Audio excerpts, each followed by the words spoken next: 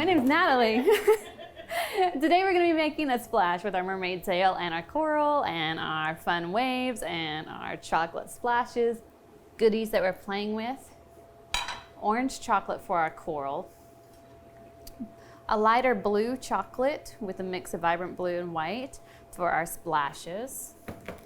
We have, you only need about 6 ounces, but you have about 8 ounces of modeling chocolate pre-colored in a turquoise for you.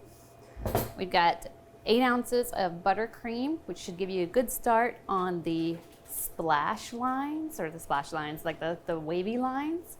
And then we'll add a little bit of white as we get toward the bottom so that you get a little bit of ombre effect. We'll also be playing with some sprinkle mixes. This is the mermaid sprinkle mix that we've got blended out there for you. We will be using tip number 104 primarily for our piping. This is really the only tip you need tonight. Everything else can be done with just a cut bag, which is going to go in the tipless. Sequentially, we need to create our chocolate pieces first and give them a chance to start hardening before we begin putting the buttercream on our cake. If we do it in reverse and put the buttercream on our cake first, it will actually crust. It's an American buttercream, so it creates a sugar crust as it dries off a little bit, making it really hard to get things like the coral pieces and the little sprinkles to attach. So we're gonna start with our regular old chocolate, and I'm gonna show you how to make the coral. So the coral, and it's only gonna take a smidge, a very small amount. We're gonna microwave it in tiny little 15-second increments. If we go much longer, it's going to burn. We're going to microwave in 15 seconds, stir it, it's gonna look like nothing happened. 15 seconds again in the microwave, stir it. You're gonna notice some action happening, and then you might need 15 more seconds, maybe a little bit more. It is a little chilly in here. When you have melted your chocolate about 2/3 of the way, stop microwaving. Let the residual heat from the mugs continue warming up the chocolate, and that will help prevent your chocolate from getting too hot, which can then make it really thick and kind of seize up. See how loose that got? But now I've got to continue stirring it to get all the lumps and bumps out of it. It's weird, confectionery coating chocolate as it sits kind of gets, it reacts differently as you heat it. And I've found by adding just a few flakes of paramount crystals, it improves the texture immensely. So if you're doing chocolate dipped strawberries or chocolate coated pretzels or anything like that, you can improve your chocolate by adding a few flakes of paramount crystals. So we're gonna use one of these big tipless bags and put our little smidge of chocolate in here.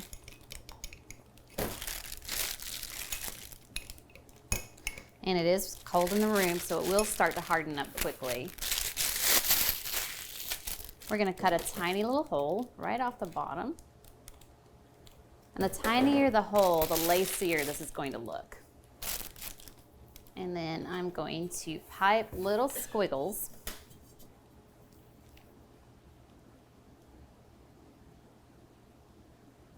And just pipe little squiggles on top of little squiggles. And I'm just squeezing. If you get a little clump, just grab a hold of the end, pull that clump out, put it on the towel, and just keep on going. So that lacy effect is just made with little squiggles of chocolate. And you guys get the idea, right? That's all that is.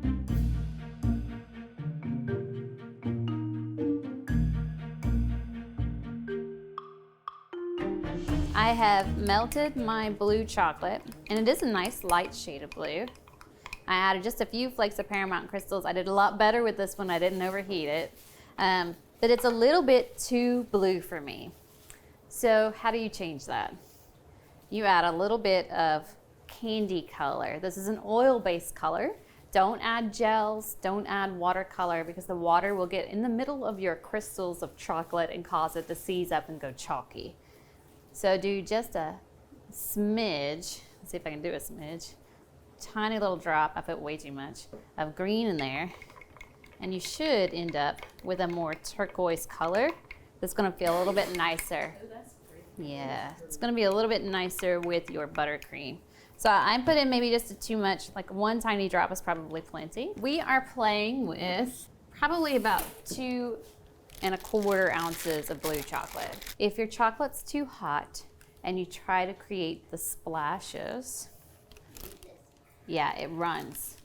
So our goal is to create little shapes that look, ooh, hang on a second, dyslexia, that look something like that.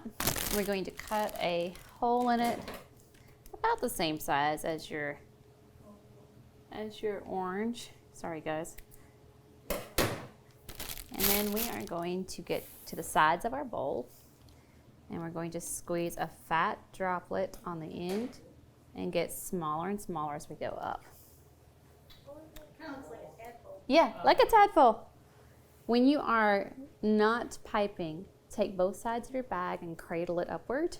That'll keep your chocolate from oozing out. And then to add more, I'm going to come right over here to the side and just create another one that goes right up this side. Oh. This is why I need you guys to be like, I can't see. I'll do another one on this side. Come over here and just start piping another little dribble and just work its way up. I would say no more than 3 in a little cluster. That way you have room to put them into the cake. If it gets too big, you're gonna find it kind of bulky and it won't wanna go into the cake itself. All right, anybody wanna see that again? All right, so I'm just gonna choose a spot here on my bowl. I'm going to create the center one first, right like that. And then one a little bit off to the side. And I'm gonna start this one really short, right there. But make sure they connect so you have enough of a base right here that you have strength to push it down into the icing a little bit.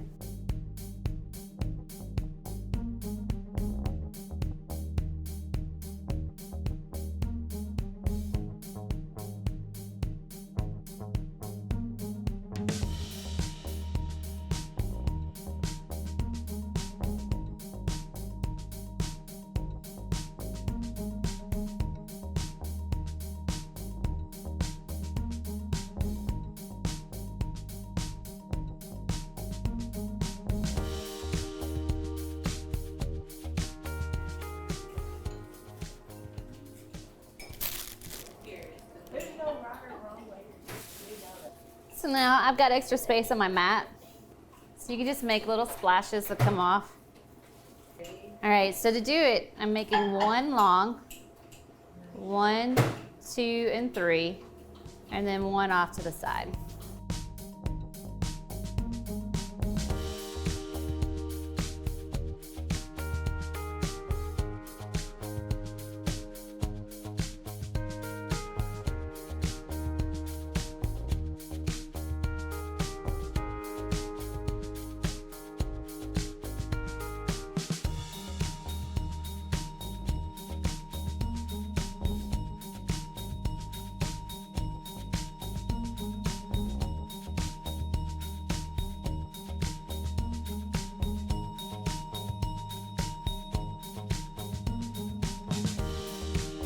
So our goal is to squish this into the shape that we need without necessarily holding on to it for any length of time. So I'm gonna take the 3 chunks here and just using some man strength, just mash it up into kind of a log. And it's gotta be a little bit squishy or it's not gonna stick together. But if your hands are really, really hot, this may end up being a challenge. We need to be able to knead it together. We may end up doing parts of this mermaid and then leaving her while we work on the cake and then doing some more work on her. Feel free to use the table too. And I can't do this while sitting down. I have to stand up and mash it down into the stainless steel table and work it into a smooth, homogeneous mass. Say that 12 times. So once I have it kind of worked into a homogeneous mass, I stop touching it. There was this one time in July, I had to create Betty Boop, and she had this cute little leg up in the air, and it was thin, and it was white chocolate, and that darn leg kept flopping over, and it was so hot. Finally, I ended up having to roll the leg, shape the knee and the little foot, and I went to lunch. And I let the chocolate cool off. By the time I came back, I could hold it up, and the leg was straight up. I was like, yes. So modeling chocolate creates a need for patience. And a lot of times I've done classes and people just want to hold on to it. And I'm like, as you're holding on to it, you're transferring more and more heat into that chocolate, making it squishier and squishier and squishier. So I generally say, once you have it into kind of the shape you want, let the table do the rest of the work for you. We are going to create a shape. Watch the shape real quick while you're putting yours together. I create something that looks a little bit like a club, Bam Bam's Club. Anybody here? All right, Bam Bam's Club. And then right about here is that break in that tail, right? So I need to thin that portion down without really affecting the backside. So I'm going to roll my palm, like this part of my hand, right across there to create that little indentation. And then even it out by pressing then with my palm that direction toward the base. And then I'm going to do a little bit toward the tail end. So now if you can imagine, this is my mermaid body and this will become the tail. So we've got the base of this tail, right? We're going to use our paring knife, and here's my indentation. I'm going to come up about a third of the way and slice it. And then this opens up to become the fins. To flatten them, I'm just going to use my thumb and flatten that down. And I also draw it toward the end. So changing camera angles. Can you see how it's a little bit wider up here and narrow down at this bottom? That's what I'm shooting for. So I'm just opening this up a little bit, and at the same time narrowing it at this end. So this is still pretty thick, and you want it to be. It needs to hold the shape. So still pretty thick up here and getting thinner and thinner down toward the bottom. We're going to do the same thing the opposite direction. So I'm just going to press down first because I got to get that shape started. And when I'm pressing down, I'm not pressing too hard up here, but I'm putting more pressure back here toward the back so I can start naturally thinning it. And then I'm just going to drag it out. So you're just going to slide this under her tail and work right on that silicone parchment.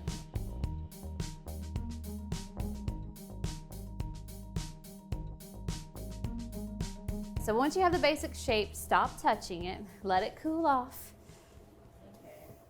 You're going to be tempted to continue messing with it, but each time you let it cool a little bit longer, you'll be able to come back in and work it some more. It's crazy. So if you leave it alone, it starts to get firm, and now you can see it's not flopping on me. Next stage. I'm going to do tail texture first. And you can put texture on both sides, but you don't have to. You can use any tool. I gave you guys the Dresden tools. Let me grab this one since it's open. Dresden tool. It's also, I think, sometimes called a boning tool. Yeah. So I like to use the pointy side, but it doesn't matter. You can use either. And you just create yourself a natural curve along that fin line. And a natural curve. Basically, we're just adding texture. And I'm coming around the curve and creating a little point right here. And I'll continue doing the same thing, and I'll just bring this around and create a little point. You can use either side of this tool. You can make it deeper by using the more pointed piece. But we just want texture, and there's nothing fancy about it. There is no rhyme or reason. We're just starting from the base of this and bringing it out toward a point. We can also take a moment and shape that tail a little bit. Like, I feel like it's a little bit fat for the delicate mermaid that I want. So I can use my paring knife and just come in here and take some of that excess chocolate off. And especially right through here, I can open it up and take a little bit of that extra chocolate off. You're going to do the same thing with the other side. I don't tend to do straight lines. I like a little bit of curve. It gives the sense of motion in a static item. I like a little bit of texture leading up to this little crook And you can use the back of the rounder section of the tool and create the sensation of scales right there by just gentle indentations. And I can pick it up.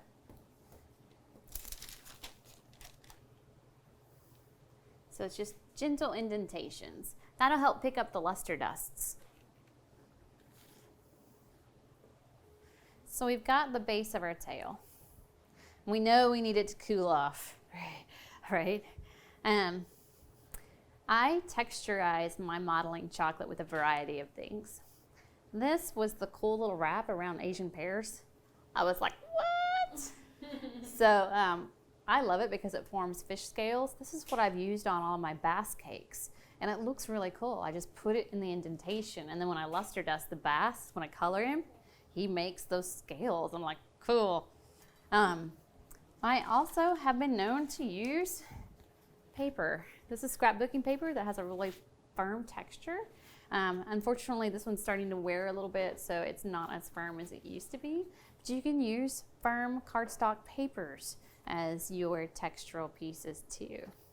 And this one looked like mermaid scale to me, so I've used it about 1,200 times. Plastic mats also work really well. These are just impression mats that have really pretty, like that's an all over damask. And this one is more of like a scroll. And then I also have a little bit of basket weave, which could be cool. The only downside to this one is he's not as flexible. These guys, you can wrap all the way around that mermaid and get one solid impression. Yeah.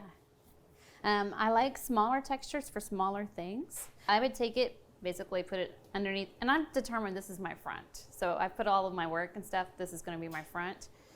But I'm going to slide this right underneath, and I'm going to wrap it nice and tight, and then press that texture in.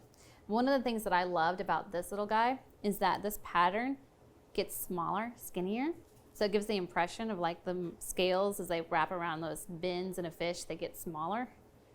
And I just squeeze it in, like literally squeeze it in. And I try not to press and then come back and then press again because you'll get double.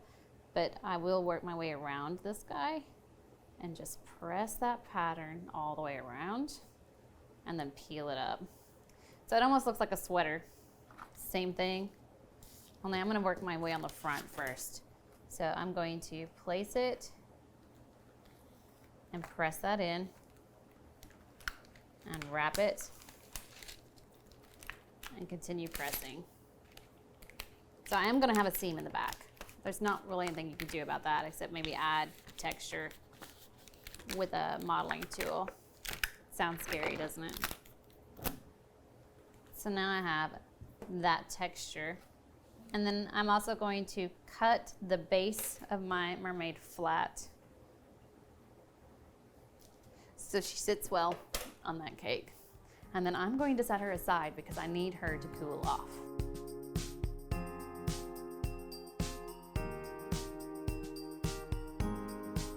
I'm gonna pull out the cakes and talk about them briefly. So I've filled and iced the cakes, and then I put a thin coat, we call it a thin coat, of blue icing on it. That way when we do the next technique, if you miss, you don't see white glaring behind you. So we did a crumb coat of white and then a thin coat of the turquoise on top of that. This is using the 104 tip. Like I said, we basically took a cake, iced it in white, put a very thin coat of the same color turquoise. That way if we miss later, no big deal. We're gonna put our 104 tips on our bags and hold it down. I wouldn't. I would say at this point, just leave it alone. The more skinny you make that little section, the more floppy it's gonna be. With this next technique, we're going to start from the top and work our way down. So to get the upward facing waves, we have to start at the top and work our way down. If you're doing ruffles, it's the opposite. You start on the bottom and you do the next row above it, above it, above it, above it. But we want these things to stick upright. Also, as we're working, I made the mistake of stopping in the middle of this and I couldn't get my sprinkles to attach on the top. So you want your sprinkles to be nearby so you can add them after you do the first few rows. Our splashes and our mermaid will take up a good upper portion of this cake. Also, something else I'm noticing. Can you guys see the moisture on top of this? So I pulled the cake out and immediately it started drawing moisture because it's cold and Arkansas is humid. To fix that, you're going to wipe it with Viva paper towel. This is a lint-free, pattern-free paper towel used to take the moisture off the top of your cake. But you notice the Viva paper towel has a smooth side and a slightly pebbly side. Use the smooth side against your cake. I don't think it matters on this one because we're going to cover it back up, but we just want to wipe the water off. We want to make sure it stays sticky. All right. Once you get most of that wiped off, it should finish drying. The technique for this is going to be fat side touching your cake. So the teardrop shape, the fat end of that teardrop is what's going to make contact with your cake. And we want to center this guy on our turntable, get right over it, place our tip. So I like to place it, if this is a clock, this would be 3 o'clock, right? Place it at 3 o'clock. Start squeezing and turning the turntable. I'm not moving my hand, I'm turning the turntable. Don't move your hand. Turn the turntable. So you want it to go counterclockwise. And then make your second row and just wiggle that tip a little bit. So fat side down, and then you're going to pipe another row, and now begin moving your hand back and forth just slightly, and you'll see you start to get wavy ruffles. That's normal. The first one's always wonky. So we're gonna take this ruffle all the way to the edge. Now, you don't have to have a large overlap. So I've only done 3 rows. I'm almost to the outer edge. So it's okay to come out here a little bit. And my bottom tip is on the cake.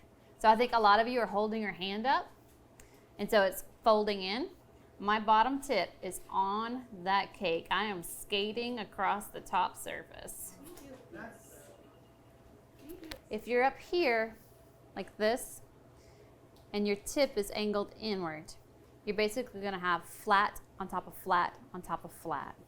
You actually have to drop your wrist down and make that tip go straight up to the ceiling. Straight up to the ceiling. If it's got any angle at all, it's just going to overlap each other. So you gotta make it go straight up to the ceiling. When you get to the outside edge, and you see I have 1, 2, 3, 4, 5 rows. We need to put our tip on the outside edge, not up on the top now. We gotta go over the cliff and place the fat end right into the cake, right there on that outside edge. And then start squeezing, keeping contact with the cake, and just go all the way around it one time. My tip is still straight up and down, so the point is right up at the ceiling. Now, just a reminder, this is beginning to crust, so if you want any sprinkles up here, you gotta add it at this stage. So we've got our first row that got us over the edge. The rest are so easy. So the top part is actually the hard part. It's a lot harder than on the outside edge.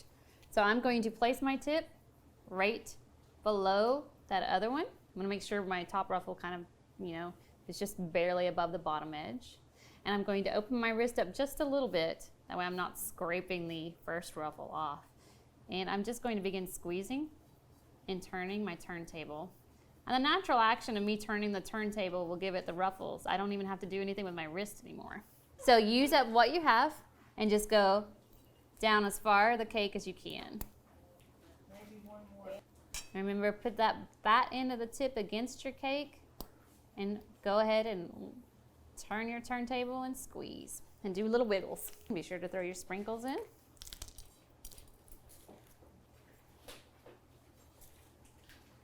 You can add them one at a time if you'd like. And we're going to continue the same technique and just finish down the cake. And you'll see it start turning lighter and lighter as it goes. Once you get down here to the bottom, you're going to start adding your coral pieces. So I went all the way down to the bottom board, right? And then I'm going to pick up these little guys. And while this is still soft, I'm going to start placing my coral in.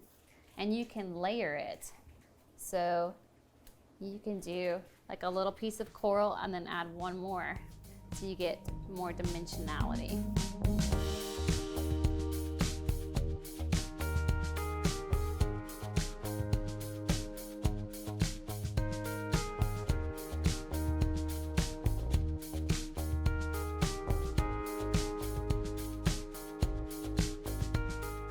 For those of you who are ready for the next step, it would be coloring our mermaid tail. I have separate brushes set aside for the different colors. So like there's a specific brush for the super pearl and a specific brush for the purples and one for the blues and greens. So keep those brushes separate. So a small amount of that luster dust on the brush and brush it just along the ridges of that tail, just to get a little hint of color.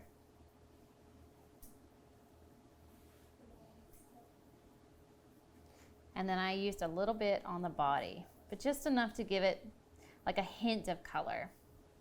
So there's the purple. The super pearl, I'm going to be a little bit more generous. Dust most of that off. And then an up and down action across the pattern brings that pattern up. If you put too much dust on it, it gets down on the crevices and so it's all glossy. But if you rub it right across the top of that pattern, you get really interesting highlights. Really interesting highlights. I am going to skewer her up to about that bend. You saw it just trying to come out, right? So, huh? Yeah. So now she's got some support. And then I'm going to place her pretty much right down the middle. All right. So our cakes are definitely longer than the skewer. So you guys are gonna have to snap it off. Snap some of it off before you try to stick it in the cake. And then place her. All right. So there's our mermaid tail. And then we begin with all the splashes. I started with the longer ones. And I just insert it right there close to her tail.